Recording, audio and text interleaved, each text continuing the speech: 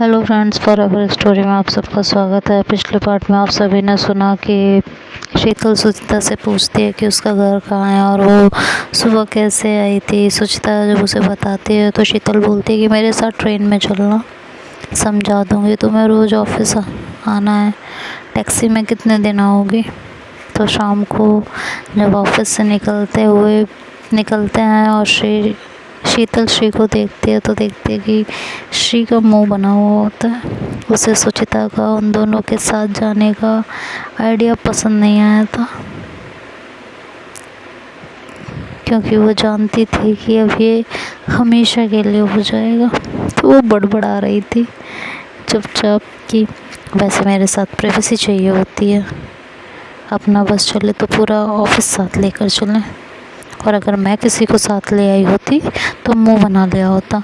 अब खुद ले आई है तो कोई दिक्कत नहीं है। श्री को चिढ़ते देख शीतल को मज़ा आ रहा था, क्योंकि श्री को इस तरह जेलस होते कभी देखा नहीं था। दूसरी तरफ शीतल शुक्र मना रही थी कि यार सुचिता को मराठी समझ नहीं आती, अगर आती तो पता नहीं उसे कैसा लगता। शीतल ने मुस्कुरा कर पूछा कि क्यों चिड़चिड़ कर रहे हो। श्री ने कोई जवाब नहीं दिया, बस एक बार घूर कर उसने शीतल की तरफ देखा। शीतल ने मन ही मन सोचा, बेटा चुप हो जा, चुप रहने में ही भलाई है शीतल तुम्हारी। गुस्से में स्टेशन पहुंचने तक शीतल ने सुचिता को सारा रूट समझा दिया था। कहाँ से बस पकड़नी है, कहाँ तक ट्रेन पहुंचाएगी, बस स्टैंड का नाम, लोकल कितने कितने बजे मिलती है, सब कुछ। और फिर मायूस से हाल चाल पूछा या वहाँ की थोड़ी गपशप की। इस दौरान श्री को देखती रही जो उससे नाराज़ खड़ी थी। दोनों की नज़रें मिलती तो शीतल मुस्कुरा देती और श्री चिढ़ कर नज़रें फेर लेती। श्री की ट्रेन आने का अनाउंस हुआ तो शीतल श्री का हाथ पकड़कर उसे जहाँ ट्रेन का डब्बा आता था वहाँ ले जाने लगी और पूछा, क्यों नाराज़ हो? तुम्हें नहीं पता क्यों नाराज़ हो? मुझे पता होता कि उसकी हेल्प कर देने से तुम इतनी नाराज़ हो जाओगी तो ना करती। तुम्हारे हेल्प करने से नाराज़ नहीं हूँ, तो फिर वो जिस तरह तुम्हारे आगे पीछे लगी हुई है ना सुबह से, उससे गुस्सा आ रहा है मुझे। श्री तुम कब से जेलस होने लगी? ये बात शीतल ने मुस्कुरा कर कही और कहा कि मैं बस उसकी हेल्प कर रही हूँ यार, ये शहर अनजान है उसके लिए, कोई है भी नहीं उसका यहाँ पे। समझा करो ना बात को। तो श्री ने कहा, एक दिन में इतना सब पता हो गया तुम्हें? शीतल ने कहा, उसी ने बताया। वो बेचारी खुद एम्बैरस हो रही है ये सोचकर कि वो मुझे परेशान कर रही है, पर क्या करें, मजबूरी है ऐसा करना। और तुम इतनी छोटी सी बात पर नाराज़ हो रही हो। ये जेलसी सूट नहीं करती तुम पर, तुम तो कभी जेलस नहीं हुई। श्री ने कहा, आज से पहले कोई लड़की तुम्हारे आगे पीछे इस तरह मटकी भी नहीं थी ना। तो ये बात सुनकर शीतल को हंसी आ गई और श्री चिढ़कर बोली, हंसो मत नहीं तो दांत तोड़ दूंगी तुम्हारे।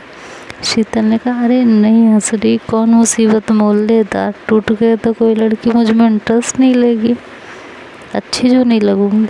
शीतल फिर हंसी तो श्री पैर पटकती हुई आगे बढ़ गई। शीतल ने कहा, क्या हुआ है तुम्हें, क्यों कर रही हो ऐसा? अच्छा सॉरी, तुम्हें चिढ़ाने के लिए, पर यूँ नाराज़ होकर मत जाओ, मान जाओ ना।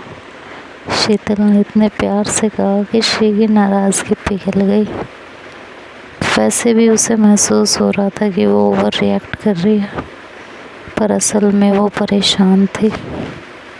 शीतल से कुछ बताना चाहती थी पर बता नहीं पा रही थी। मन में एक अनजाना डर बना हुआ था, तो कुछ कह ना सकी। अपनी बात मन में लिए श्री अपने घर चली गई। 3-4 दिन बीते, संडे आने वाला था।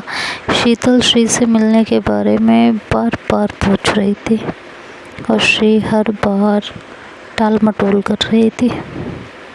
ना तो हाँ कह रही थी और ना ही मना कर रही थी। शीतल जब भी पूछती तो श्री कहती थी देखती हूँ यार, बताती हूँ, बता दूँगी, अभी संडे आने में टाइम है, कहकर वो बात को टाल देती।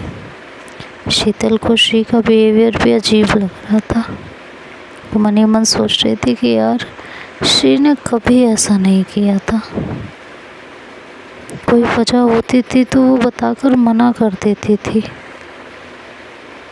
या हामी भर देती थी।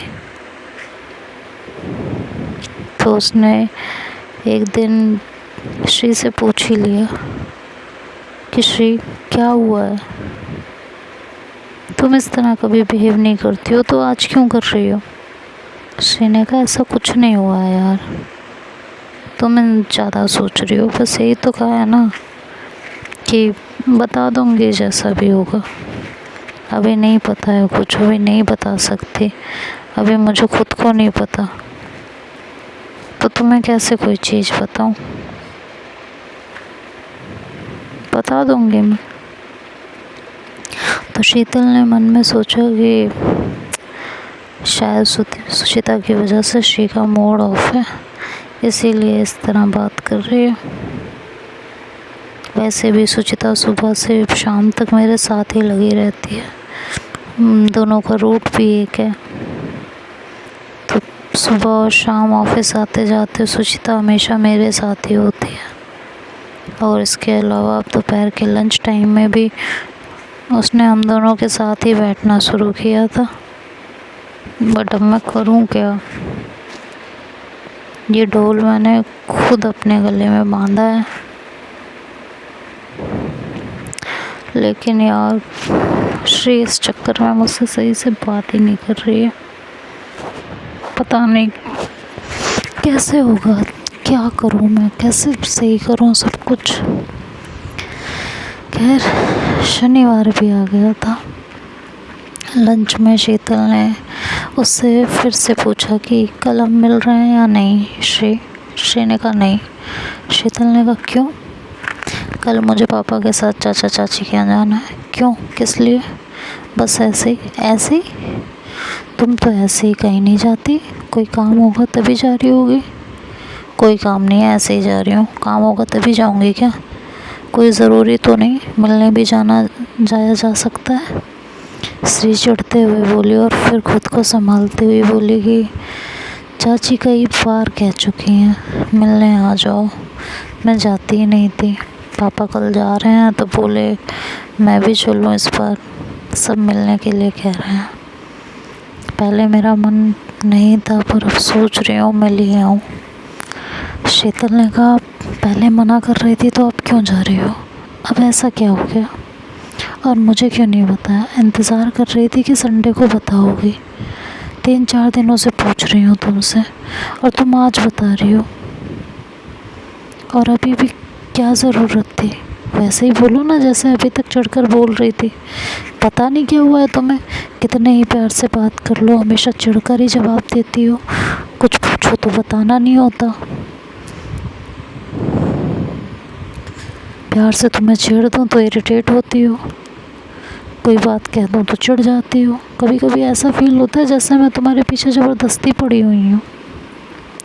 श्री ने कहा तुम्हारा दिमाग ख़राब हो गया है, कुछ भी कह रही हो। बस कल आने से मना कर दिया तो उसके लिए इतना सुना रही हो, गुस्सा दिखा रही हो। शीतल ने कहा गुस्सा मैंने अब दिखाया है, तुम तो इतने टाइम से दिखा रही हो। पता नहीं कभी कभी महसूस होता है कि कहीं तुम्हारा मन तो नहीं भर गया मुझसे। श्री ने कहा मुझे नहीं पता तुम्हारे दिमाग में सारी बातें कहाँ से आ रही हैं। हमेशा तो इंसान रोमांटिक मूड में नहीं होता ना, कभी दिमाग कहीं और भी होता है, कुछ और भी चल रहा होता है लाइफ में। मैं किसी और जोन में होंगी तो इरिटेट होकर कुछ कह दिया था या कर दिया होगा, उसको तुम अब तूल दे रही हो। बुरा लगा था तो तभी बताना था ना। मेरा मन तो तुमसे नहीं भरा पर हो सकता है तुम्हारा भर गया हो। आजकल नए नए लोग जो आ गए हैं तुम में दिलचस्पी भी लेने लगे हैं। शीतल ये बात सुन के श्री को कुछ पल देखती रही और फिर बोली कि फिर तो ठीक है ना, तुम कल अपने चाचा चाची से मिला ना, मैं कल सुचिता को मूवी दिखाने ले जाऊंगी। शीतल ने गुस्से में कहा और उठकर चली गई। श्री जो पहले से ही गुस्से में थे और सुचिता को खास पसंद नहीं करते थे, शीतल की ये बात सुनकर गुस्से से वो जल भुन गई थी। चिढ़कर बोली कि मूवी दिखाने ही क्यों, लंच और डिनर के लिए भी ले जाना। शीतल ने कहा हाँ ठीक है। फिर श्री ने चिढ़कर कहा कि मेरी तरफ से ना भाड़ में जाओ तुम। दोनों बिना किसी बात के लड़ पड़े थे। बढ़ते बढ़ते बात बढ़ गई थी और दोनों ही गुस्से में थे। शाम को छुट्टी हुई तो श्री ने अपना पर्स उठाया और शीतल को घूरती हुई बाहर निकल गई। शीतल भी श्री को जाते देखती रही, न रोका न टोका। 2 मिनट बाद शीतल और सुचिता भी निकले। सुचिता ने श्री के बारे में पूछा तो शीतल ने बताया कि दोनों में किसी बात को लेकर बहस हो गई है, इसलिए नाराज़ है। सुचिता ने 2 दोस्तों के बीच की बहस समझकर ज़्यादा ध्यान नहीं दिया। स्टेशन पर भी दोनों एक दूसरे की तरफ पीठ फेर कर खड़े हो गए थे, पर कभी कभी बहाने से एक दूसरे को देख लेते या एक दूसरे पर नज़र पड़ ही जाती थी। शाम को भी दोनों एक दूसरे के फ़ोन का इंतज़ार करते रहे, पर दोनों में से किसी ने फ़ोन नहीं किया। संडे भी गुजर गया था। सोमवार को शीतल जब स्टेशन पहुंची तो श्री वहाँ नहीं थी। शीतल का दिल डूब गया था। सोचने लगी थी कि यार श्री कहाँ रह गई, पता नहीं क्या हुआ, आज आएगी भी या नहीं आएगी, कुछ बताया भी नहीं। ये सोचते हुए वो ऑफिस पहुंची तो श्री वहाँ पहले से मौजूद थी। थोड़ी देर पहले जिस श्री के बारे में सोचकर वो परेशान हो रही थी, अब उसी पर उसे गुस्सा आ रहा था। तो देखते हैं अभी गुस्सा, ये मिसअंडरस्टैंडिंग्स, ये बातें ना कह पाने का दर्द, इरिटेशन इस रिश्ते को कहाँ तक ले जाता है, ये तो अब नेक्स्ट पार्ट में सुनेंगे। तब तक के लिए बाय बाय, टेक केयर। आप लोग अपना ध्यान रखिएगा। वीडियो को लाइक कीजिए, शेयर कीजिए एंड चैनल को सब्सक्राइब करना ना भूलिएगा। सो बाय बाय।